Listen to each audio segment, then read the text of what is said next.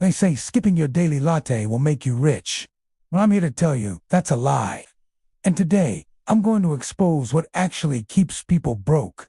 It's not what you think. You've probably heard of the Latte Factor, right?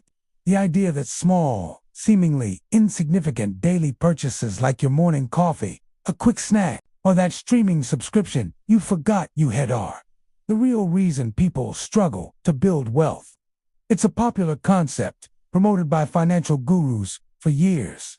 It sounds simple, logical, and it puts the responsibility squarely on your shoulders. But here's the truth no one talks about. The problem isn't the latte.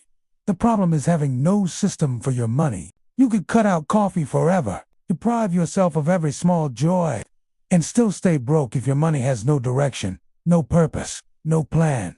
Think of it like a ship without a rudder. It doesn't matter how much fuel it has if it's just drifting aimlessly in the ocean.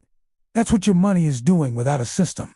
Now, let's break down the numbers, because that's where the Latte Factor argument always starts.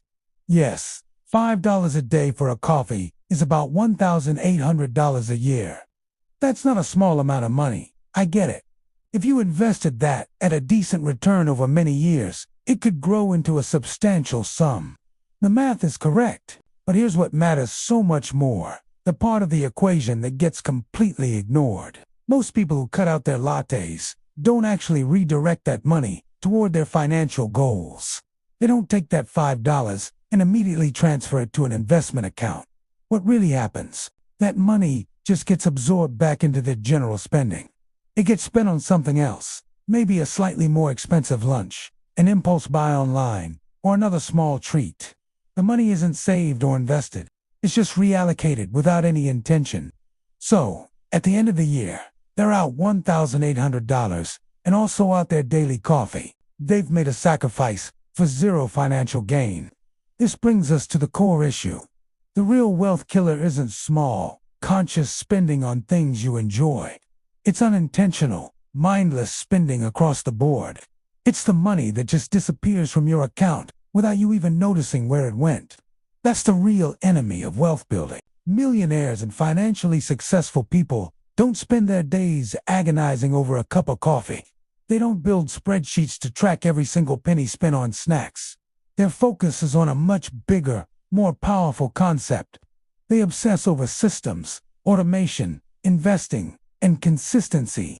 They focus on the big wins, not the small, joy-sucking cuts. They understand that their mental energy is a finite resource, and it's better spent on designing a system that works for them in the background, rather than on policing every minor purchase. They automate their financial success so they don't have to rely on willpower alone, which, as we all know, can fail us. So, if obsessing over lattes is the wrong approach, what actually works? Here's a simple, 3-step system that wealthy people use. First, decide on your savings and investing amount before you do anything else. This is the pay yourself first principle, and it is the golden rule of personal finance. Before you pay your rent, your bills, or buy groceries, you decide how much you are going to invest in your future. It could be a percentage of your income or a fixed dollar amount. The key is that this decision is made first as a top priority. Second, automate it. Set up an automatic transfer from your checking account to your investment or savings account on the day you get paid. This takes the decision-making and the willpower out of the equation. The money is moved before you even have a chance to see it and be tempted to spend it. It becomes a non-negotiable part of your financial life, just like a bill. And third, and this is the best part, spend whatever is left guilt-free. That's right. Once your future is taken care of through automation, you can enjoy your remaining money without any shame or anxiety. Go ahead, buy that latte. Take that weekend trip. Enjoy your life, knowing that your financial goals are already being met automatically. This is the fundamental difference in mindset. That is how rich people manage to enjoy life to the fullest while simultaneously building significant wealth. They aren't depriving themselves. They're just prioritizing their future first. The Latte Factor was never really designed to make you rich. It was designed to make you feel guilty about your spending habits. It's a tool of financial shame, not a tool of financial empowerment. It puts the focus on small deprivations instead of big, systematic actions. So, my message to you is this: build systems, not shame.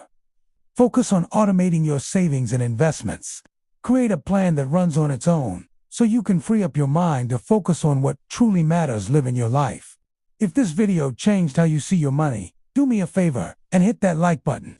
Make sure you subscribe for more simple money truths that actually work. And I'm curious, drop a comment below and let me know if you think the latte is really costing you your financial future. Thanks for watching, and I'll see you in the next video.